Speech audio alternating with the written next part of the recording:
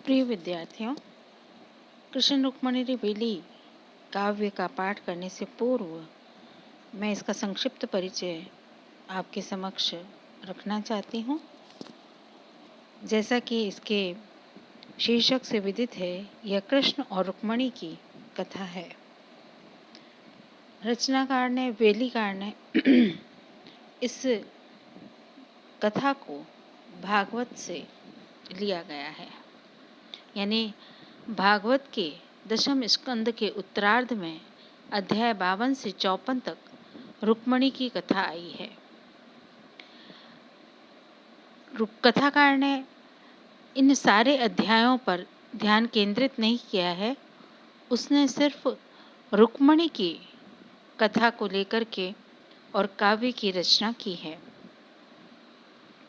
बेली एक खंड काव्य है। खंड काव्य में नायक के या नायिका के जीवन के किसी एक भाग का या घटना या प्रसंग का वर्णन किया जाता है। महाकाव्य में नायक के संपूर्ण जीवन की कथा होती है, लेकिन खंड काव्य में नायक के नायिका के किसी एक घटना या प्रसंग को ही रचा जाता है। वेलीकार ने कृष्ण और रुक्मिणी के विवाह और उसके पश्चात के जीवन के बारे में इस काव्य में रचना की है। कथा इस प्रकार है। रुक्मिणी भीष्म की पुत्री है। उनके 5 पुत्र हैं, रुक्म कुमार, रुक्म बाहु, रुक्माली, रुक्मेश और रुक्मरथ, और एक पुत्री है रुक्मिणी। कुंदनपुर नाम के नगर के ये राजा हैं, और भीष्मक जब देखते हैं कि मेरी पुत्री रुक्मिणी बड़ी हो गई है, तो वे उसके लिए योग्य वर की कामना करते हैं, योग्य वर को ढूंढना चाहते हैं, और उन्हें लगता है कि कृष्ण उनके लिए योग्य हैं। लेकिन उससे पूर्व ही रुक्मिणी का भाई रुक्म कुमार शिशुपाल से उनका विवाह करवाना चाहता है। रुक्मिणी कृष्ण के गुणों को सुनकर मन ही मन मुग्ध हो चुकी है और शिव और पार्वती से उनकी कामना भी करती है। लेकिन रुक्म कुमार शिशुपाल को संदेशा भेजकर बारात लाने के लिए कहता है। शिशुपाल कुंदनपुर आ पहुंचता है। रुक्मिणी व्यथित होती है और एक पत्र लिखकर एक ब्राह्मण के द्वारा उसे कृष्ण के पास भेजती है। कृष्ण पत्र को पढ़ते हैं और शीघ्र ही अपने छोटी सी सेना लेकर के, अपने साथियों को लेकर के कुंदनपुर रवाना हो जाते हैं। कृष्ण और रुक्मिणी का मिलन होता है। वे उसका अपहरण कर लेते हैं और अपने साथ ले जाते हैं। लेकिन रास्ते में शिशुपाल उन्हें रोकता है, तो कृष्ण का उनसे युद्ध भी होता है, और युद्ध के पश्चात कृष्ण रुक्मिणी को द्वारका ले जाते हैं, जहाँ उनका विवाह होता है, और कृष्ण के साथ वे अपने वैवाहिक जीवन को व्यतीत करती हैं।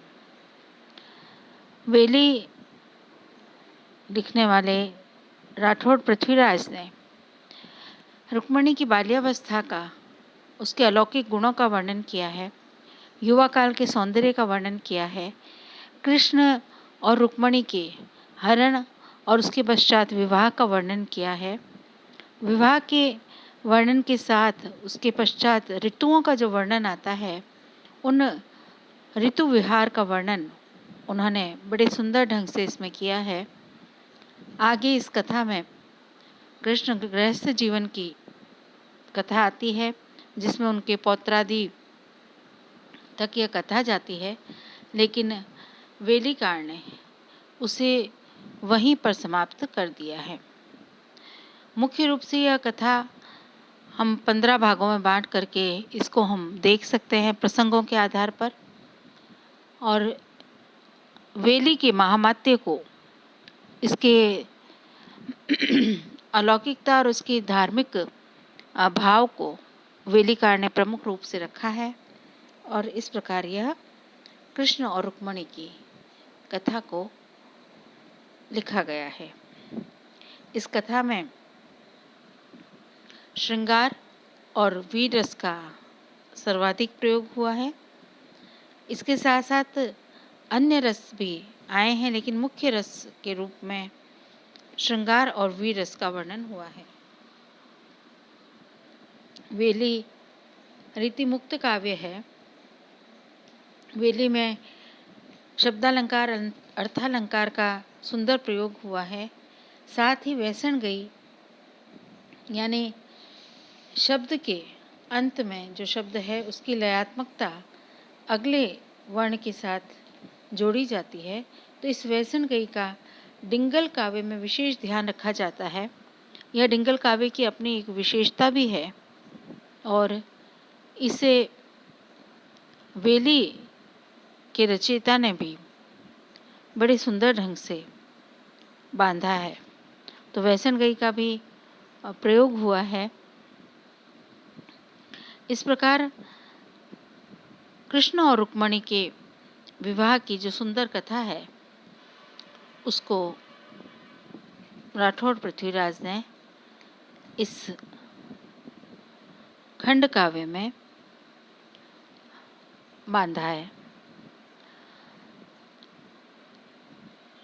इस खंड काव्य के प्रारंभ में मंगलाचरण है और उसके 25 पद हमारे पाठ्यक्रम में निहित हैं। तो अगले वीडियो में हम पाठ प्रारंभ करेंगे और साथ ही इसके संबंध में जो कथा है और कथा का वर्णन है उसको PDF के द्वारा आप पढ़ेंगे। धन्यवाद।